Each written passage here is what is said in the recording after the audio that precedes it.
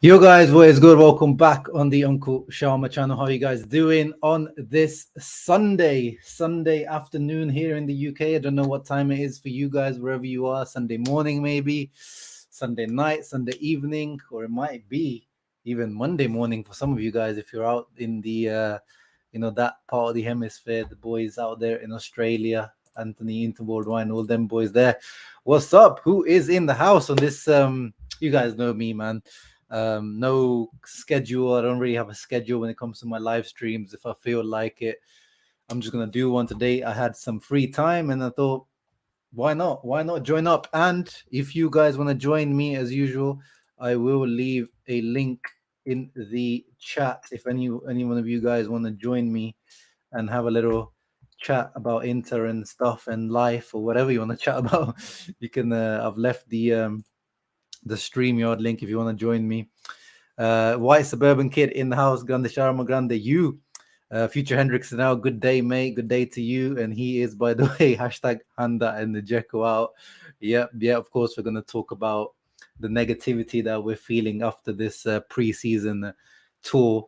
We didn't really do a tour, did we? We just kind of went around Italy and France. It was, it was kind of like went around some places, but yeah, hopefully that helps in terms of no long jet lags and stuff like that. Like just proper head down work. Balta in the house. What's up, brother?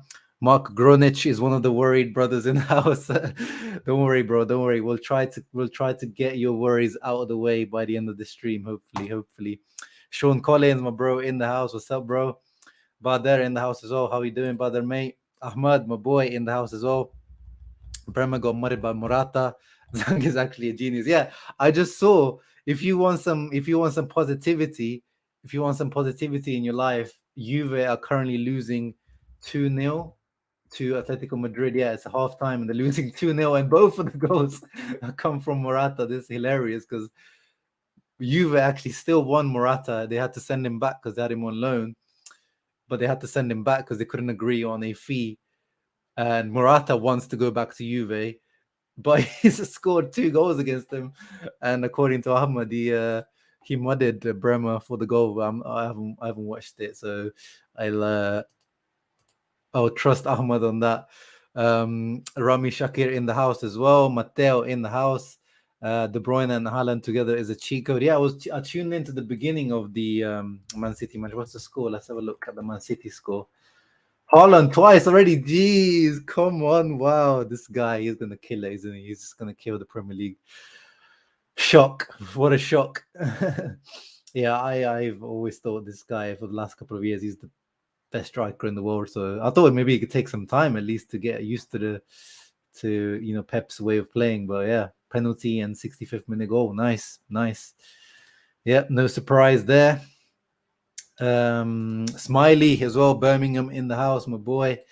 Flip K in the house. Denzel Dumfries tuning in after his match yesterday. Thank you, Denzel, for tuning in. King Darian as well, of course, coming in from the Caribbean. City West Ham boring. Yeah, that's why I turned it off. It was kind of like getting to that point where it was like Man City 80% possession. It was just like, can't be asked to watch this. Yeah, I'm watching the stats. 75% possession for Man City. I mean, yeah, I don't particularly find Man City's way of playing entertaining, to be honest. Chandra 23 from Indonesia on this preseason defenders were awful. Yeah. As De Vrij said yesterday, as Inzaghi also said, like the defending has not been good. I will admit to that the defending has not been good at all. At least we're not fans of Man. Yeah, that's another one, guys. If you want to have some positivity, Man United, that is always one source of, if you think your club is doing badly. It used to be Arsenal for a little while, but Arsenal kind of recovering. But yeah, you look to Man United and you just think like, could be worse. And I mean, this is not pre-season anymore. This is actual football. And yeah, I watched the Man United Brighton match. I watched Eriksen force 9. I was like, what kind of big brain move is this from Erik ten Hag? It did not work out. He was way too free to roam about. Like it was too much freedom. And obviously his teammates didn't help him. But yeah, Future Hendrix, spot on. At least we're not fans of Man United. King Darian is on the hashtag bring Pirelli back, of course. after all the drama with digital bits, we feeling like at least Pirelli used to bring us consistent and actual, no drama in terms of paying us, which is true. But it was time for them to go 100%. Should we have gone for a cryptocurrency? Definitely. That's where you can criticize Inter management, Antonello and co. Should you accept such a risky, volatile company to be your sponsors? But we'll look into it. Apparently, there are legal things in the background. I think Inter will end up getting paid if any issues come up. There are contracts signed, all that kind of stuff. So yeah. Did we ever look this bad late in preseason? About this asks, I don't remember. Yeah. I've said it in my last few videos. I do remember us looking kind of shaky and bad in preseasons. I remember even, as I said, like the preseason on the Conte, the first one, guys, if you remember, we got smashed by, was it like we went to like Singapore, was it? We got smashed by like Man United. Like we drew to Valencia. We got beat by, was it? I don't know. We drew to PSG. Like it wasn't. I remember a few preseasons where they were pretty bad. And then the other preseason under Conte was obviously, it was only because of COVID, we only played like really bad teams. We played like Pisa, obviously usually Lugano, but then it was like we only played like Serie B or like really bad teams. So that preseason would just look good because we're just smashing crappy teams. So I actually quite like this preseason. We've really played mostly difficult teams, like teams that are ahead of us in preparation and teams that are decent level, like Villarreal yesterday. But yeah, it definitely is definitely not one of the best preseasons. I can definitely admit to that. Samino tuning in from Lagos, Nigeria. Nice. The brothers out there tuning in. That's insane. We should focus on ourselves because we were shit as well. Yeah, of course. Narazuri NL. Hey, Joseph Frakes in the house, channel member. Thank you for coming through. 75%. Yeah, exactly. And then the reflexes are dead. Yes, sir. Bruce Wayne. The cryptocurrency is the most patsa Inter thing ever, so we keep them. Yeah. It is such an Inter thing. I mean, Brozovic was doing his own cryptocurrency, and yeah, Inter trusting like such a volatile company as well is kind of yeah. I remember actually there wasn't there Longo even played against PSG at some point. Yeah, exactly. Nursery, and they were like that preseason was so weird. Like we had so many weird players that was just like, how are you still here, bro? I warned Ten Hag to avoid Man United, but he didn't listen. Yeah, well, it is what it is. He's not gonna listen. And people are overreacting about preseason results like they haven't seen us play in January. Yeah, man. Again, I'm asking for everyone to calm down. Like, I feel like everyone is a little bit overreacting, and I'd rather have the issues now in preseason than in the actual season. So let's see. Inzaghi said, the heavy load now will be done. So now, as the preseason ends, they're gonna lighten the workload. Maybe they'll have like an intense couple of sessions still, like maybe today or tomorrow. But like they will try to ease the workload now coming into the Lecce match. So slowly, they'll ease so the legs slowly won't be as heavy for the players. And Saturday, 13th of August. Yeah, we've got less than a week till our boys are back away at Lecce.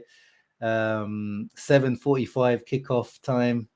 I'm looking forward to it, man. I'm looking forward to it. I know people are like starting to already the negativity setting in, but I'm looking forward to it.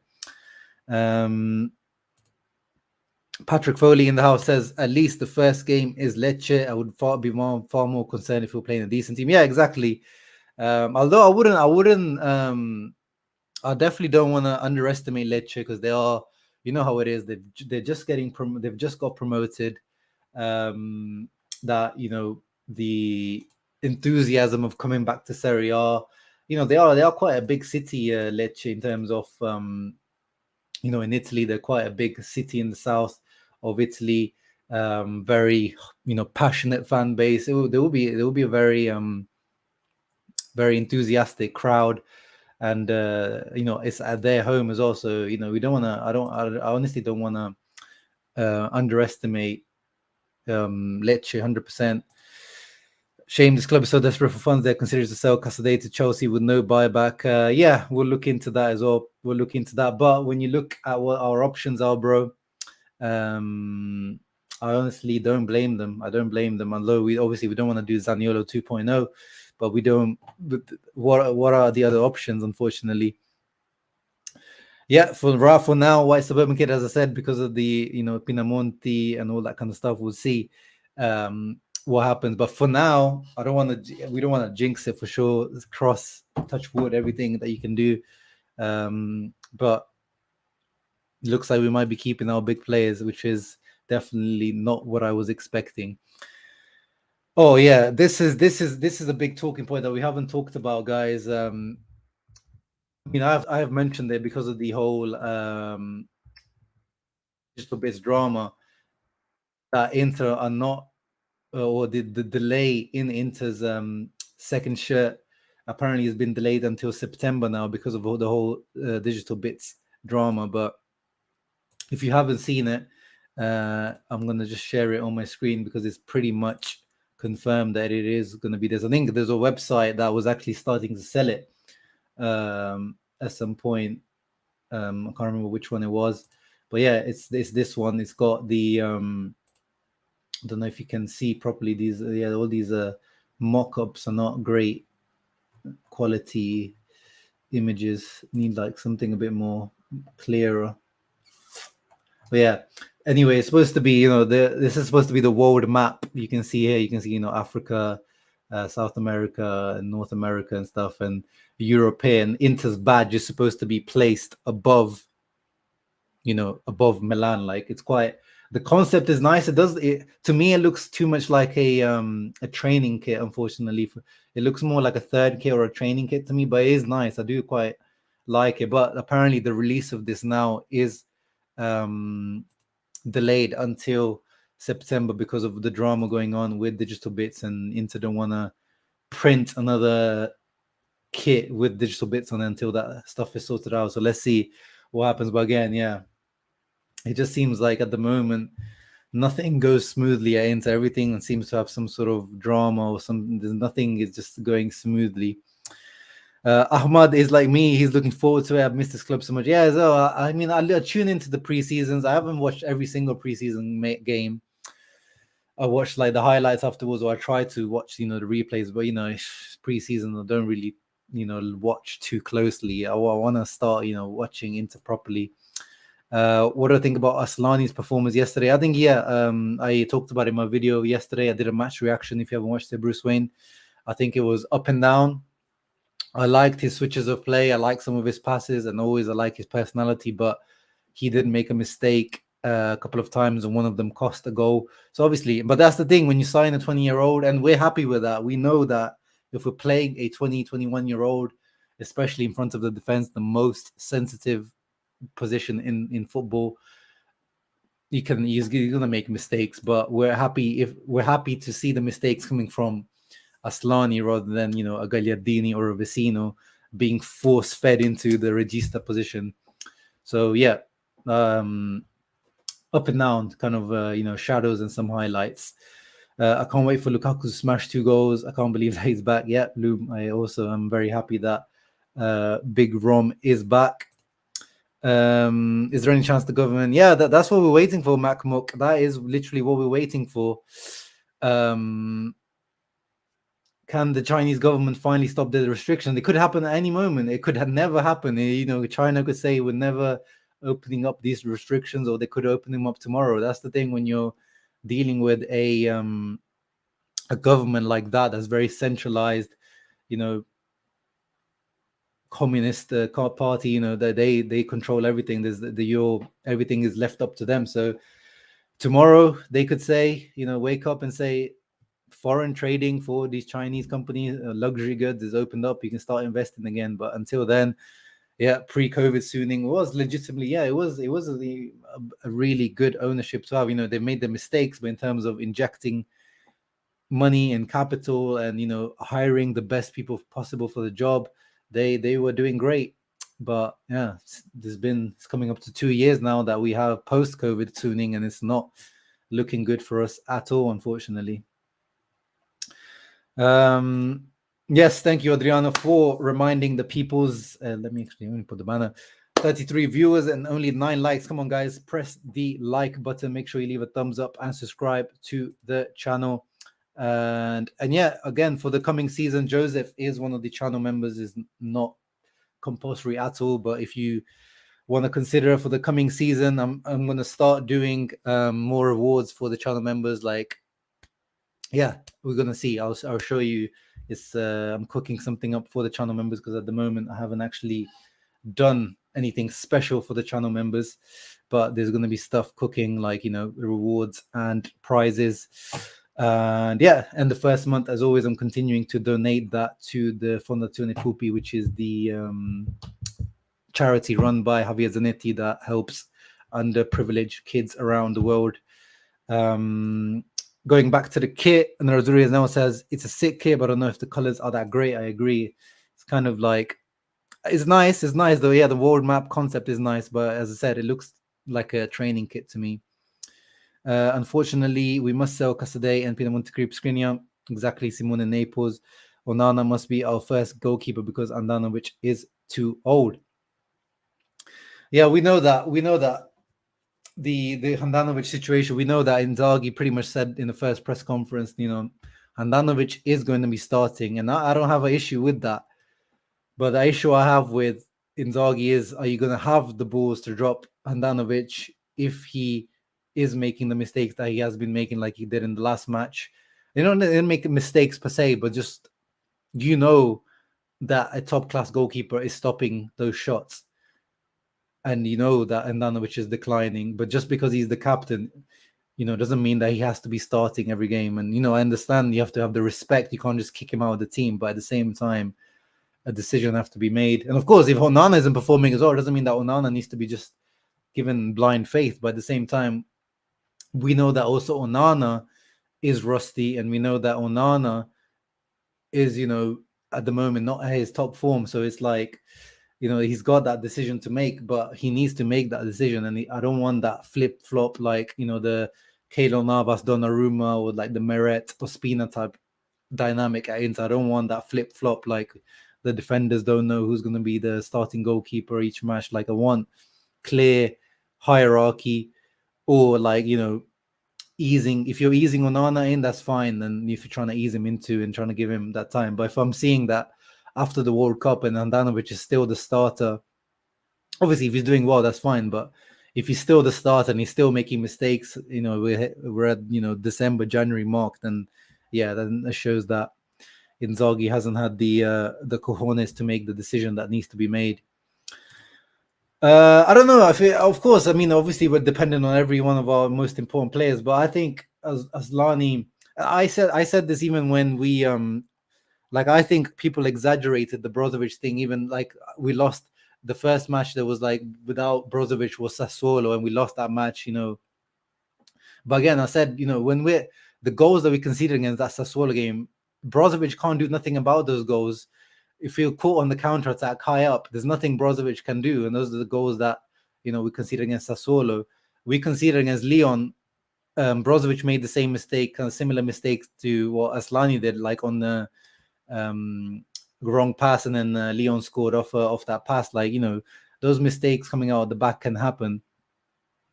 But we know that Brozovic, the way Brozovic plays that role is so unique. But I don't think we're so 100% Brozovic dependent now that we have an Aslani there. But yeah, he just needs to keep it a bit more safe, or just understand when he needs to force the pass or just absorb pressure, maybe take the foul there. So that's the thing, you know, the learning that we need to get from Aslani. But it's going to come with time, you know, it's going to come with time. Yeah, I think, you know, obviously we're going to miss Perisic. He was the player of the season. He was last season, for no doubt. I know Inter officially gave it to Lautaro, but to me, we talked about it on our channel when we made our season review. Most of us voted Ivan Perisic as our player of the season. I think it was quite clear, especially the way he ended the season. Is it a mistake to let him go? I think maybe it could have been managed a bit better by Marotta and co, the situation, because I think if we had his contract wrapped up, before the end of the season. And, even if Spurs came calling, if he signed his contract, it would have been too late. But the fact that we left it too late, Spurs made the Champions League. I don't think it would have gone necessarily if Spurs made the Champions League. It hadn't made the Champions League, sorry, if they were Europa League. But the fact that Conte was there, they made the Champions League on the final match day. He got the phone call, he got the salary, he always wanted to go to Premier League. So we lost him out. But I think if we had him secured earlier on in the season, I think it would have been sorted. And I think, again, that would have given you more to play with in terms of who to sell it. Like you could remember we kept talking about potentially moving Perisic to the right and having Gosens and Perisic at the same time, and then you could have said it gave you the option of selling Dumfries now, and you're like, yeah, we still got Perisic, we still got Gosens, we still got Dimarco on that side, we still got Darmian. And then you don't even have to necessarily spend money for the Dumfries replacement, and that helps you get to that 60 million even quicker. So it would have got you that guy or that option on just obviously you would have had to splash out a little bit on his wages, but maybe he deserved it after the year he had. But it is what it is. We'll find out, guys. We'll find out. At the moment, I think, as I keep saying, I think Gosens will be fine, and I think he will put up numbers. I think he will put up, good numbers. I think he'll go double digits in terms of goals and assists. But all we're wondering with Gosens is the fitness. I just hope he stays fit. That's my main worry with Gosens. Paki, no, you're not late. You're not late, bro. You are not late. We've only been going for like 20 minutes or something. So we're just starting to, get into our conversation. Chinese house market is in trouble. I don't see Chinese government lifting these restrictions. Yeah, I haven't seen that, but I'll trust you on that, King Dorian. If you're keeping on top of the Chinese housing market, if you're a property developer, free trip to the premium sub to Leicester to eat the famous Uncle Sharma's shawarma. Yeah, that could be the prize. That could be the prize. I want the best goalie to start every game possible, not two goalies fighting for one position. Yeah, that's it exactly. Thoughts on Bellanova? Yeah, he's getting, clearly Dumfries is a starter. I want to see him getting more game time as the season goes on, but I'm not expecting him to be the starter this season. I'm expecting this to be the build-up season for Bellanova. I'm expecting this to slowly, maybe by the end of the season, people start calling him to be the starter. But as long as Dumfries is here, I think he's going to remain to be the starter and become more of the wild card pick, because bringing on his pace and directness. Watch the DM. Let me see. Let's have a look to this goal. Oh, damn. He actually did kill Bremer. So on the counter attack, little chop back.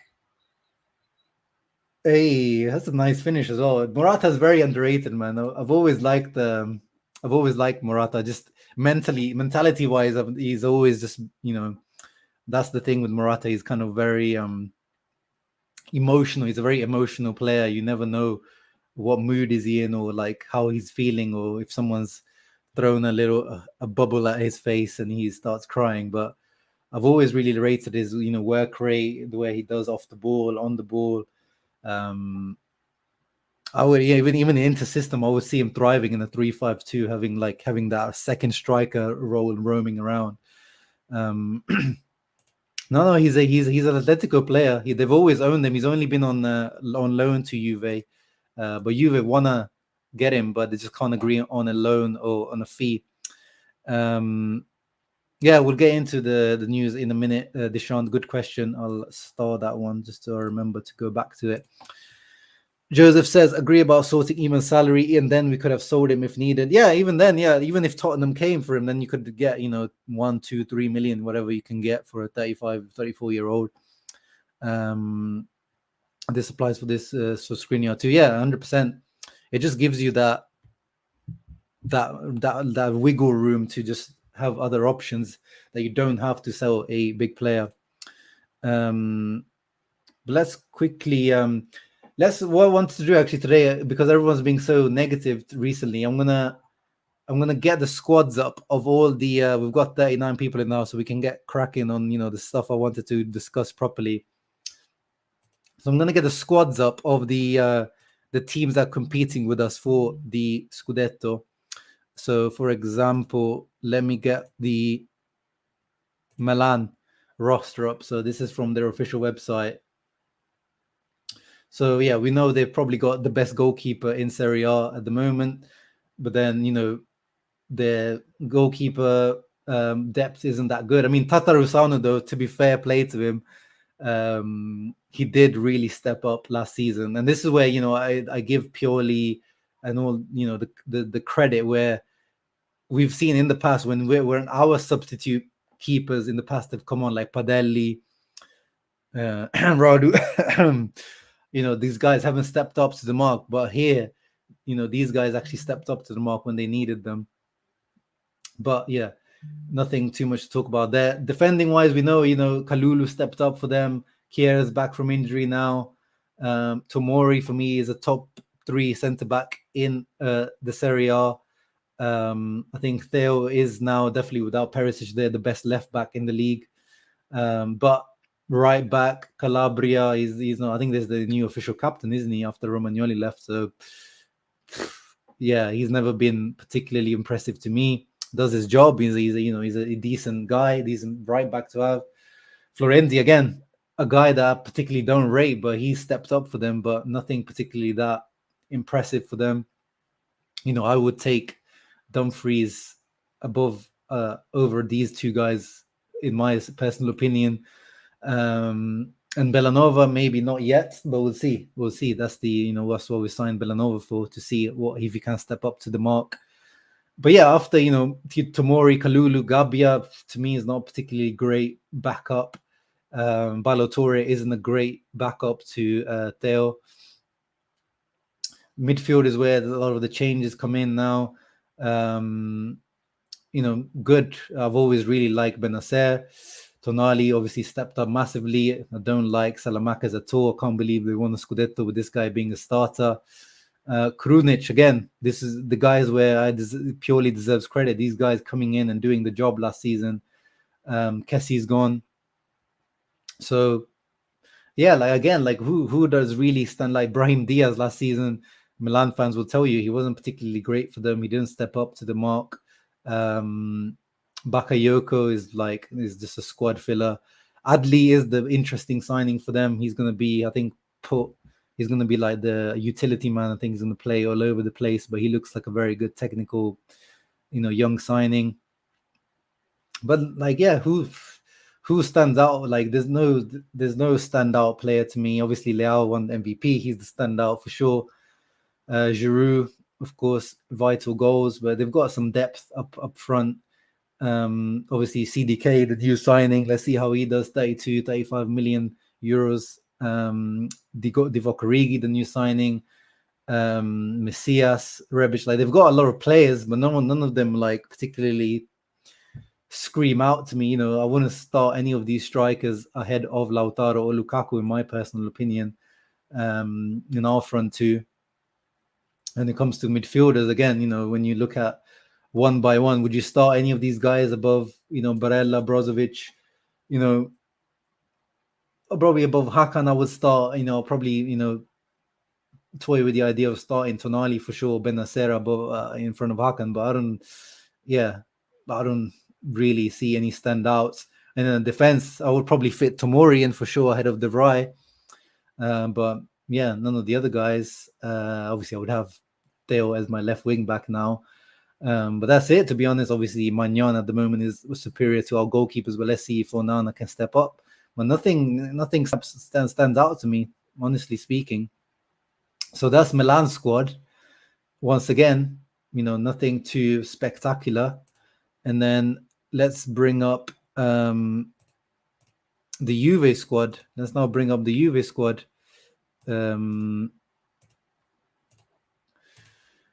Let me see your comments quickly. Tonali got injured. Let's see how long. I don't think it's going to be a very long injury, though. White Suburban says we got the best squad by a mile. And I don't know if by a mile, but I agree. I think we still got the best squad.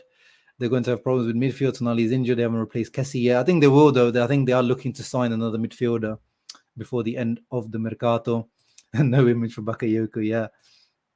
Yeah, good shout on Kvicha for breakout player of the year for Napoli.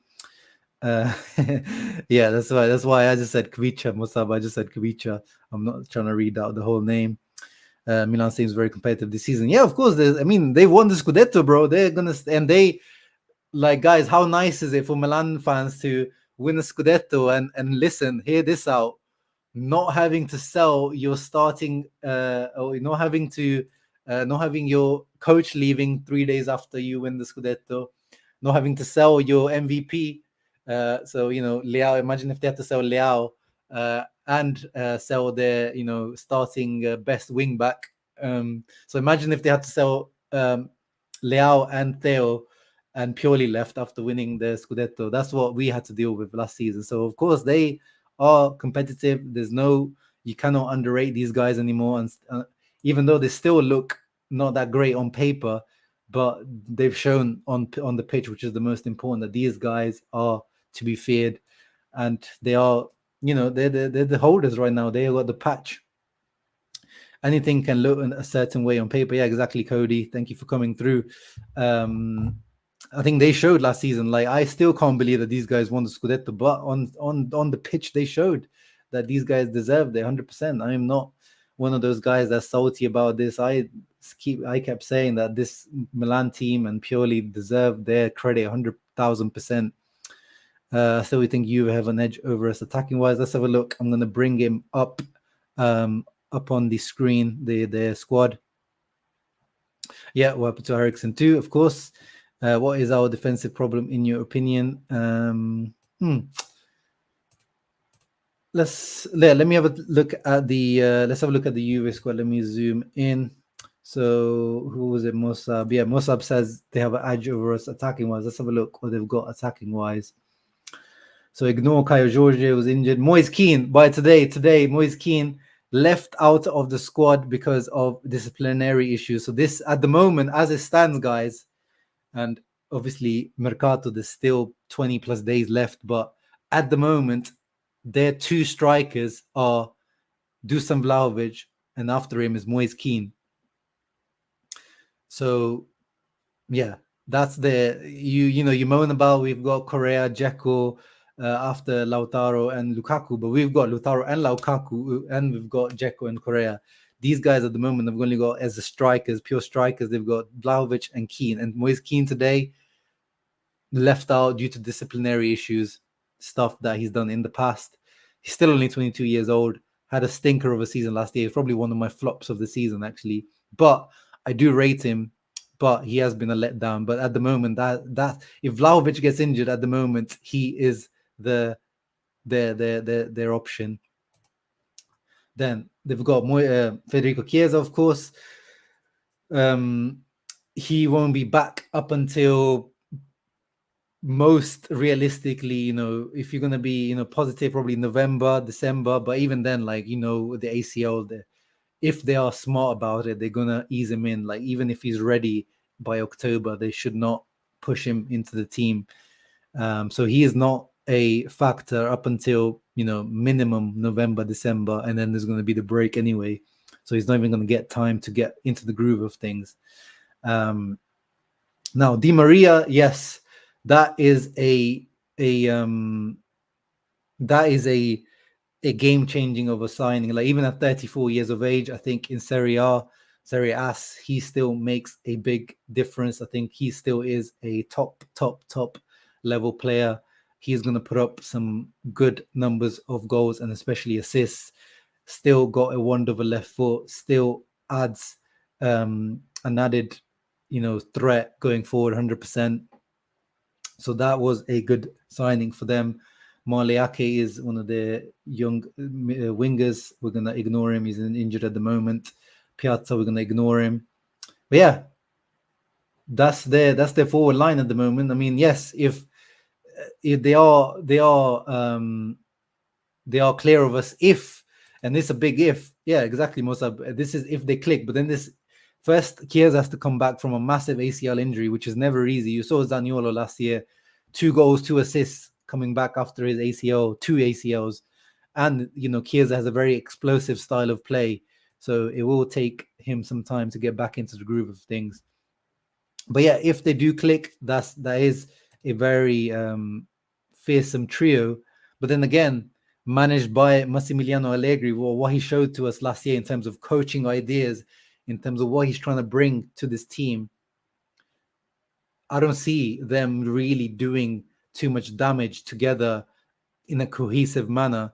Maybe I can see them, linking up some nice counter-attacking goals, 100%. But I think it will take them time. So it doesn't look as fearsome to me as it looks on paper when you think about it. Because when you think about it, practically by the time Chiesa comes back, if any injuries, Di Maria was known to be getting injured here and there as well at PSG the last few years. So I don't think it's as fearsome as people think it is.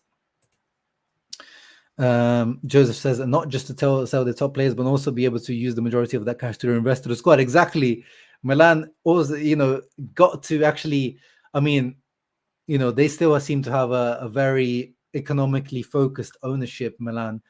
By the end, they managed to actually, spend that money. Their target was this CDK, Charles de Ketelaere guy, and they got 35 million out of their budget to, spend on him. And they're trying to get more players in before the end of the window. So yeah, big difference, big difference.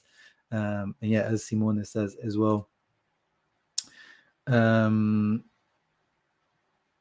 Yeah, and then moving on, okay, decent attack, but this is where their issues are, and this is where they thought Pogba was coming in to solve that problem. And I think even at 29, even after all these injury issues, I think Pogba still dominates Serie A with his physicality and his technical ability, but injury prone, and unfortunately for them, is already looks like he might be out again.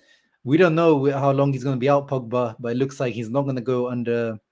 So he had two options. He had either he could do an operation, and then he was likely to miss the World Cup, but he doesn't want to do that. He wants to go to the World Cup with France, obviously. So he's chosen the therapy way. So he's done alternative therapies, which means that he should be able to come back to the squad maybe September, I think they said, September, October time. But again, that has has a higher chance of aggravating that injury. So again, big question mark there for them.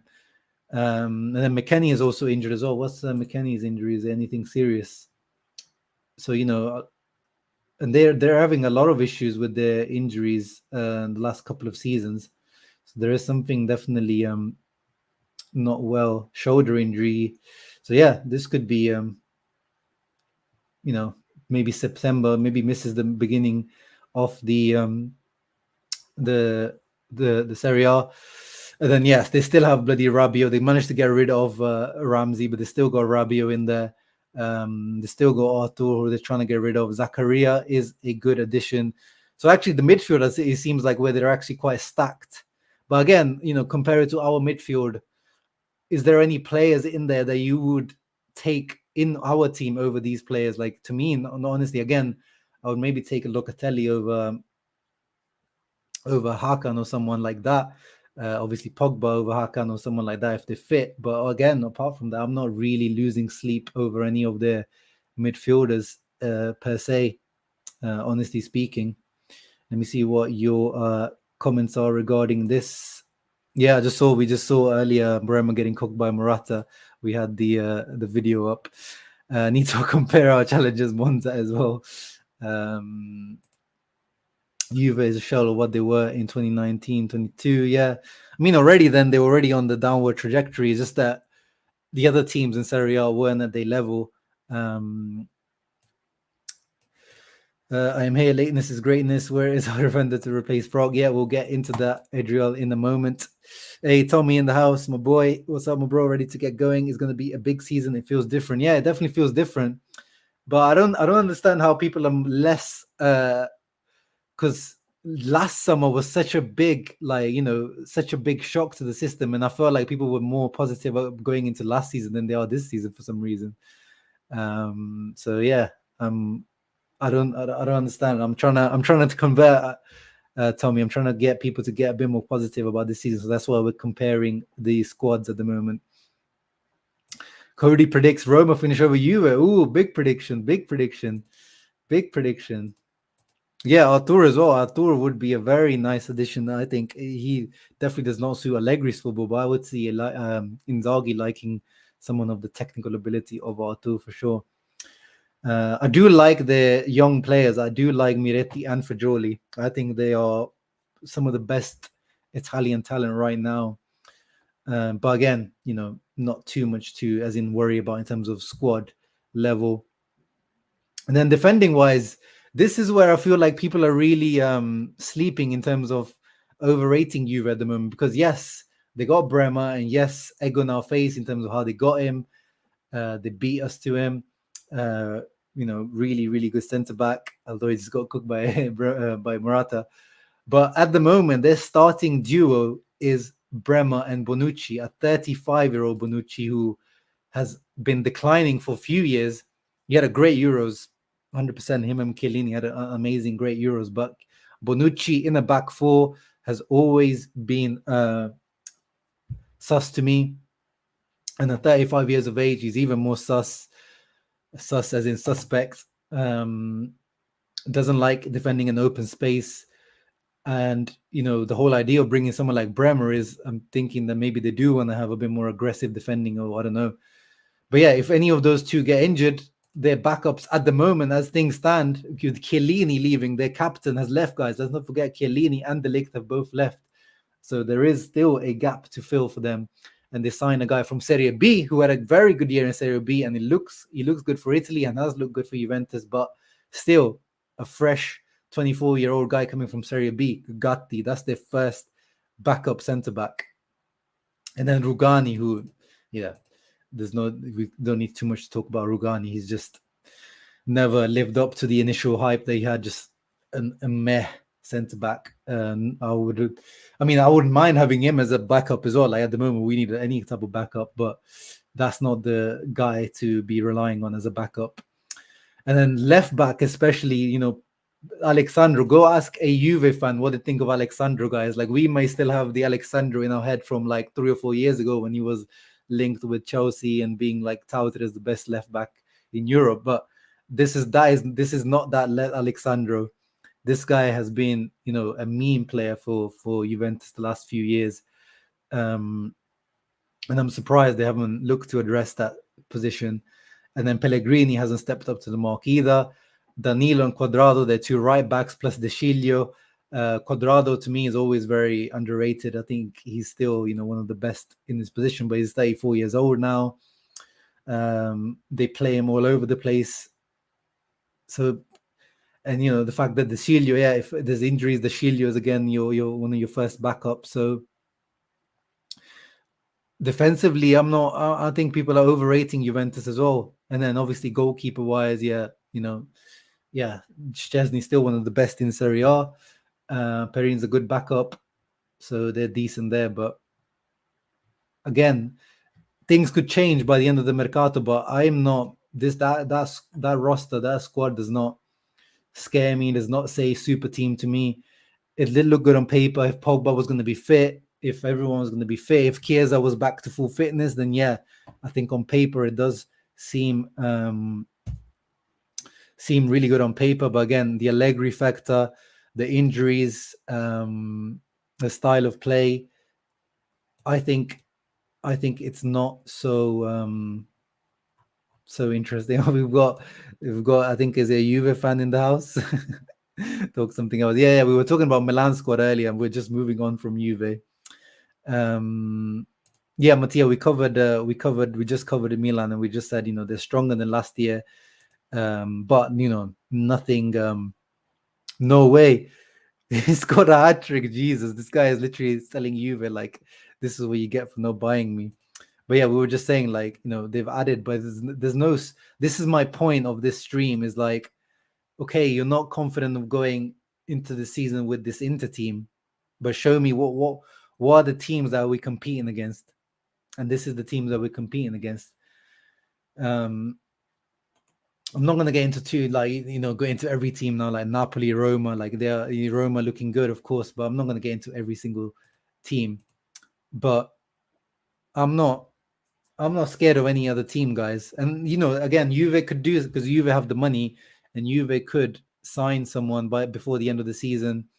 And they're linked with Kostic. And maybe if they sign another good centre back, then that changes things for me. But at the moment, as things stand right now, I still think Inter are going to be challenging the Scudetto right until the end, just as we did last season. 100% for me. And yeah, of course, it still depends on Skriniar, and of course, I know Mattia, you think he's going to be sold, but as things stand, we're talking about as things stand with our squad, this is not looking too bad to me. Molina is Molina is a big missed opportunity. If you follow this channel, to me, I was, if we're able to sell Dumfries for 40, I always said, I would go from, if you're able to get Molina for 15 to 20 million, which I think is what Atletico bought him for. To me, that was the move to make. And yeah, I mean, no dodgy it is what it is. Like, we just haven't got the money to spend for that. We competed until the last round last season. We need the goalkeeper, Brozo back up and speed up front. We did all that. Exactly. We've addressed every single thing that we talked about. The one thing is left is the backup centre backs, or the upgrade on De Vrij, or a change of characteristics at the back in terms of a bit more athleticism. But we wanted the number, we said, we can't have Dzeko starting. We addressed that. Lukaku back, Lula is back. We've got speed up front. We've addressed that. And then we addressed the vice Brozovic. We addressed the vice, Barella and Chala. Like, in theory, we've upgraded in terms of bringing Mkhitaryan and Aslani as those kind of backups in centre midfield. In theory, there should be an upgrade from what Vecino was last couple of years, and what Vidal was able to do with his age. Yeah, but we need to sort out the centre back position 100%. But that's why, I really don't understand the negativity. And then that's what I keep saying. There is no super team in the Serie A, guys. The Serie A, the level of Serie A, we saw De Ligt has left, Koulibaly has left. It looks like Fabian Ruiz will be leaving. Big players are leaving Serie A once again. Like, the level of Serie A, Pogba has come, Di Maria has come, but the level of Serie A isn't that high once again. Like, as much as we like Serie A, and I like watching Serie A more than Premier League and all the other leagues, but this is the level of Serie A. It just isn't that high. So that's why I keep being confident, even if Inter are not looking good this preseason. I keep feeling confident that we're still going to be challenging. And so Cody says our squad did get better this off-season. We only lacked the depth Conte built. But yeah, even Conte didn't really get to build that depth, to be honest. Like, that's what we wanted to build. That's what we wanted to build. Like, imagine if we were able to build on the back of Conte, if the Suning project didn't end, if COVID didn't hit, if the Chinese restriction didn't hit, if Suning didn't, become so financially weak, we could have had, imagine you keep Conte and you build on top of that. I mean, he probably would have been gone this summer because I don't see him signing a contract extension, but it would have been, obviously the Ericsson thing, we could never do anything about that. But you build on, you sign a backup, to Brozovic, you keep Lukaku, you keep Hakimi. Maybe you sign Dumfries to be the. Imagine that you sign, because apparently Conte liked Dumfries as well. So let's say you sign Dumfries to be the backup to Hakimi. You have Perisic and Gosens there maybe, or you still have Perisic there, or you have depth in all the positions. Like, we could have really built something with the Conte afterwards, but that's why it hurts. That's why it hurt all that stuff happening last summer. Do you think Dumfries? Yeah, I mean Gosens. He was unlucky. He was injured, and then his preseason was kind of halted because of the injury. But yeah, I think 100% Dumfries. So we have few of those type of players in our team. You see Skriniar. Oh, shall I bring it up? Like, I hope there's no competing fans here to because if I bring up one of the goals that we conceded, Skriniar got absolutely killed on the counter attack, and if De Vrij did that, or if anyone else did that, we would have killed them. So look at Skriniar, and he is not in condition. But look, he just completely gets flamed there. And if De Vrij did that, we would have killed him for it. But Skriniar, Bastoni, De Vrij, Gosens, Dumfries, Lukaku, Gagliardini, all of these guys who have bigger physiques. I would say that they take longer to get into like full match fitness. But I did see some good signs yesterday from Gosens, especially. So I like what I saw yesterday from Gosens, and there was one move where like I'm liking that I saw even from Dumfries, which I haven't seen too much from him, was an early cross. Like this guy always like seems to hesitate to cross, but we saw early cross into Gosens, and he could have hit it better. But I like that from Dumfries, that potential Dumfries to Gosens link up.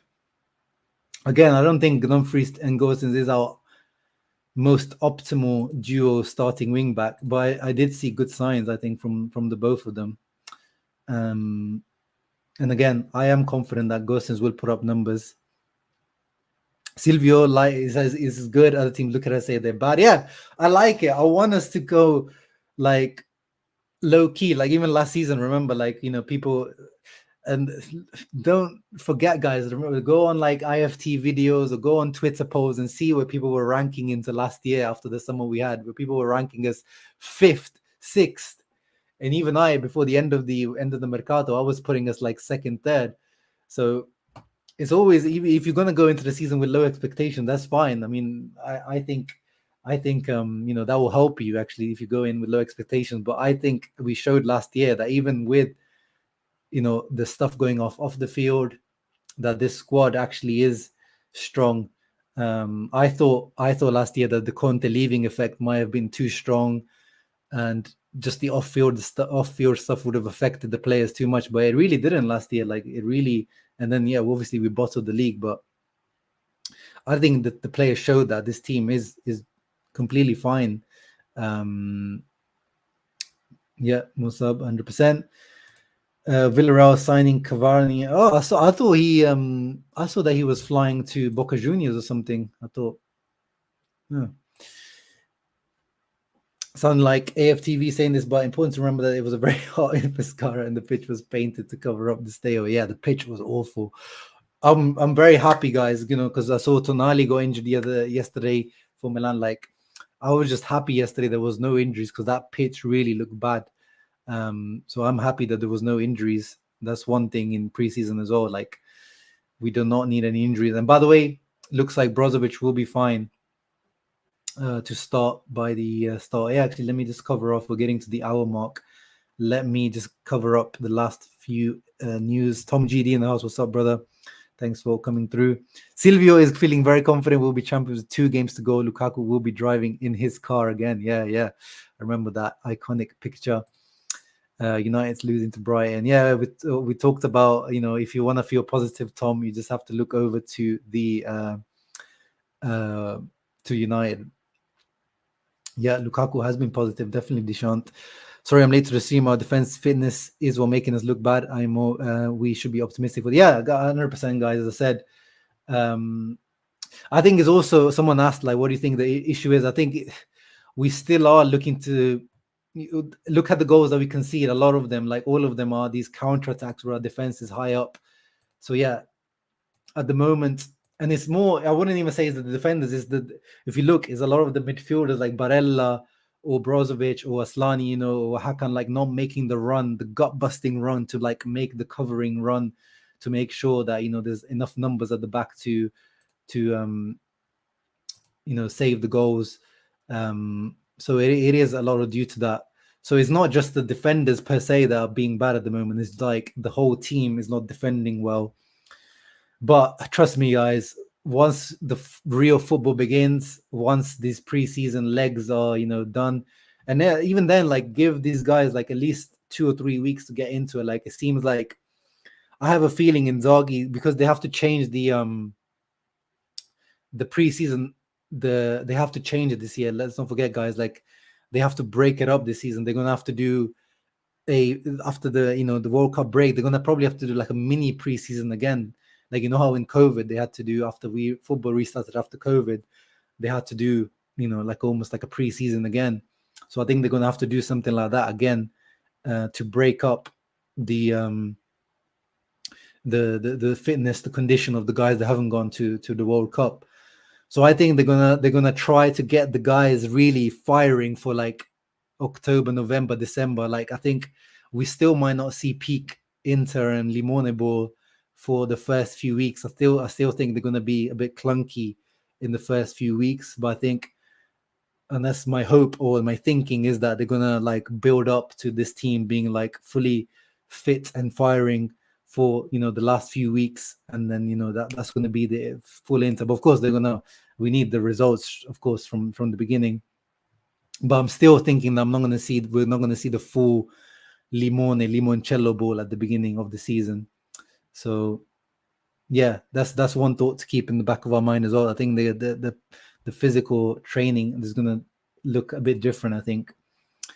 Yeah, apparently they are, the Roma. I think we looked into it. It looks like there's no issues from Digital Biz, but the thing is, their deal with Roma is like half of what Inter's one is. So I'm guessing they just chose to pay the one that's much cheaper to pay. So we'll see, or maybe they just haven't made a fuss about it yet, Roma. So we'll see. We'll see what was going on. And they were already, because they were coming into becoming our sponsor this season. So their first payment was, you know, coming this, they were like last few weeks. Whereas with Roma, they've been already their sponsor. So maybe that's why there's no issue there. But let's see. It's an ongoing developing issue. Let's see what happens with them. But at the moment, it looks like there's no issues with Roma from Digital Bits, which is annoying.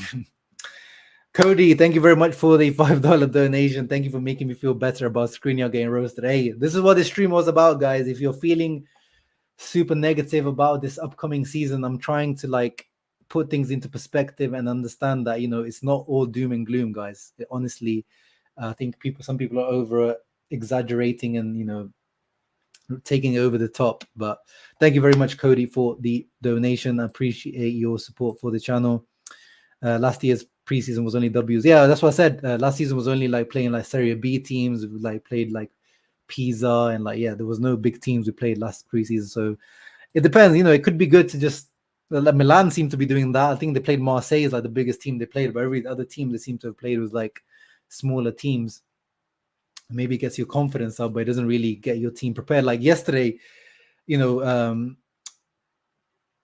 Villarreal parked the bus like proper terrorism. Like they had like 11 men behind the ball, which I think is good training, you know, to prepare us for, you know, those Serie A defenses. So I think it's good that we have some of these tougher teams. But obviously, it doesn't help for the confidence. Ricardo Gallo says Bellanova will have a breakout season. Is my under the radar pick. He appears to be hungry to prove himself. Yeah, it's a good pick, Ricardo, and I hope you're right.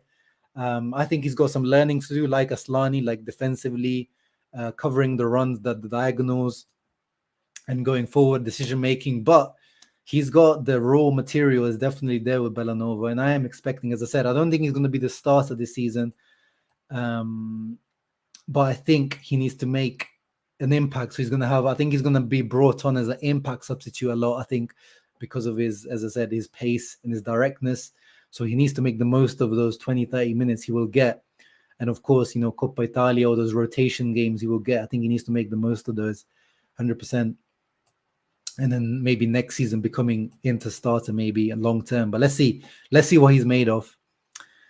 I just remember we play Milan on the 5th match day, so we better be ready. Yeah, 100% is an early derby. So definitely we need to be ready for that. I feel confident about Inter this year. Team rejuvenated with Lukaku. Yeah, and let's not forget, guys, Lukaku being back, guys. Lukaku, he's looking good preseason. I know he's not scored too many goals. Yeah, interested to hear about Skamaka, but he hasn't done anything like, any amazing goals or runs, but he's looking like he's already integrated into the team, and he's looking very lean already. I'm liking what I'm seeing from him. So I just hope that he's used correctly from Inzaghi. Like we saw yesterday, Villarreal, the first half hour, I don't think he even touched the ball apart from the goal. I'm not even exaggerated. I think he had, like, if he did, it must have been one touch in 25 minutes. Like, if we've got Lukaku now, which is, we didn't have that athleticism missing in the team last season. We couldn't counterattack. I think Inzaghi needs to realize that we do need to, do a little bit what Villarreal did yesterday, like sit back. I'm not saying we need to be like, complete terrorists, but understand that it's okay to sit back in against some teams. We've got, Dumfries as well. We've got Gosens. He's not as quick as Perisic, but Gosens is quick as well. Lautaro. We've got the tools now to be able to do that, which we didn't have last season with Dzeko. So I hope he does use that weapon a lot more, be able to sit back. And then that, we know that's how our defense is the best when we can sit deep and have, Brozovic, Barella, and Hakan all sitting in front, and, the wing backs tucked in, the strikers tucked in. Like, that's when, our team is compact. That's when Skriniar, even De Vrij, Bastoni, we know that that's still, our defense is still one of the best around when it comes to that. When they're a little bit exposed is when, we're a little bit higher up. Bastoni, De Vrij especially have to defend in open spaces. Our midfielders are a little bit higher up. They're not covering. So, yeah, that's when we're a little bit exposed. But, yeah, Inzaghi, we're watching you very closely. No excuses this season for me. Last season, he had a lot of excuses, quite rightly, because of what I had last summer. But this season, as I said, to me, Marotta and co have done pretty much the most they can up until now, up until Skriniar hasn't been sold, to keep the team competitive. So, yeah. And then quickly, let me just cover off the Casadei news, because I know Mattia asked about this. So the way that they're going to do it is they're not going to get to the plus 60 with this, but the 20 million plus 20 million, if they get 20 million from Pinamonti, and if they're saying that they're pushing to get 20 million from for Casadei from Chelsea, that goes, that means that by the time, and then they get, whoever the centre back will be, was going to be a very low cost or a loan. That means, you've got January and then June 2023. You've still got that, if you've got 30 million to make up for it, you still got that time to make up for it. But you've achieved the goal of reducing the salaries. The minus 10% salaries has been achieved pretty much, I think. I don't want to get the Excel sheet up now because it's boring. But that's how they're going to do it. And that's, that's how we calculated. Remember at the beginning, it has to be, these guys have to be sold. And then, in June 2023, we might have to sell one other guy in a desperate measure to make that plus 60. But they're going to make it like that. That's how they're going to make it. And then they can count the, the next buy, whoever, let's say they sell Dumfries in June 2023, then whoever the Dumfries replacement is, they can count it for the next fiscal year starting from July 2023. Who will be the centre back though? Yeah, we don't know. We saw that the Acerbi links are starting to heat up. His agent was at Inter HQ.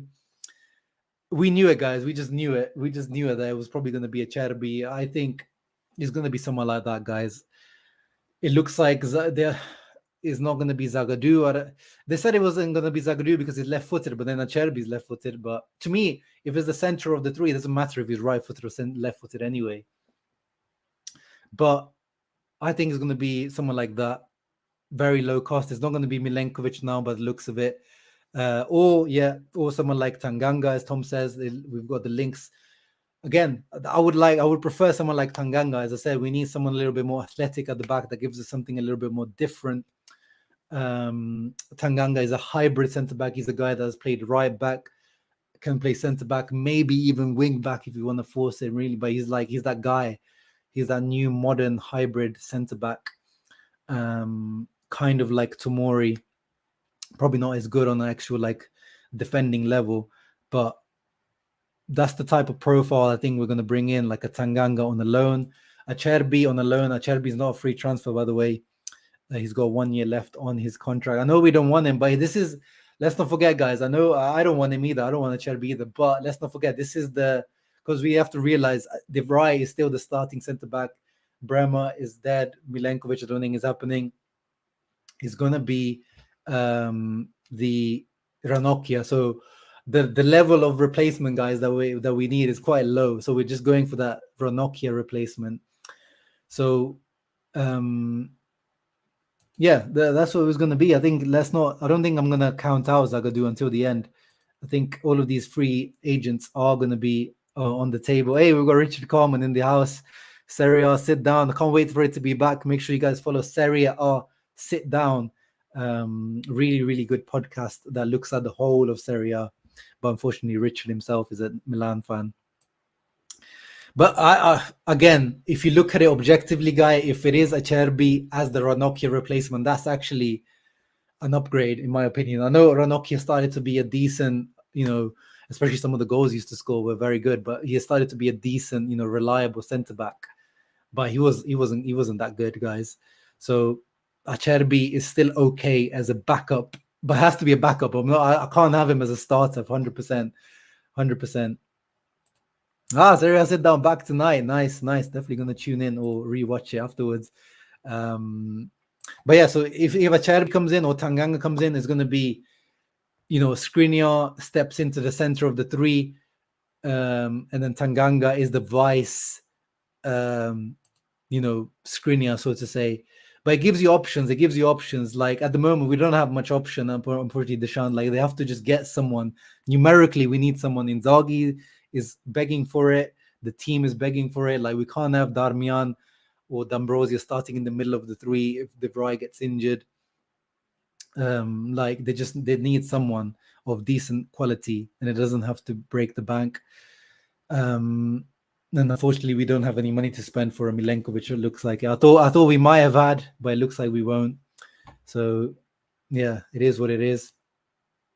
But yeah, that's it, guys. Zagadou. I mean, with Acerbi, you've got the. I know we hate that, but the Serie A experience proven. It is what it is. Massimo in the house says, if you end up with Acerbi, the man who smiled after, that's the main reason that we hate Acerbi at the moment, is that smile after effing up against Milan. But it is what it is, bro. It is what it is. You just have to mentally get prepared for Acerbi. I know we don't want him. I don't want him. I don't think 95% of the fan base doesn't want him. But if it's a loan, if you pay any money for Acerbi, then I'm going to be, fuming. But on a loan, and for once we get to fleece Lotito, I'll be happy. I'll be okay. Not happy. I'll be okay with it.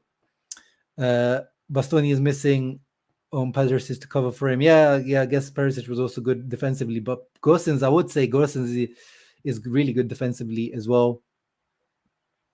Exactly, Ranocchia took a decade to get good.